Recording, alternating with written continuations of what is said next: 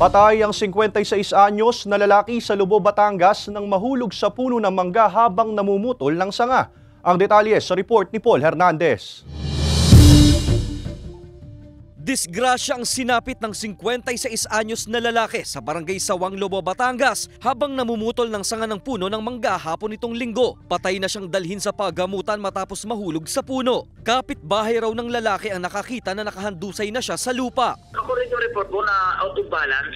Maaari po yung kinakapitan niya ay maaaring nabali o gano'n po.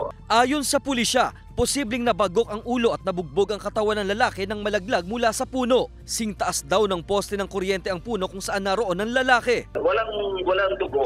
Maaaring ang tama ito sa loob ng katawan. Okay. O ulo o tumama. Sinisikap mahinga ng pahayag ng GMA Regional TV Balitang Southern Tagalog ang pamilya ng lalaki, pero sinabi na rin ng pulisyang tanggap nilang walang foul play at aksidente ang nangyari. Kaukulang pag-iingat ang paalala ng mga otoridad sa publiko kung aakyat ng puno.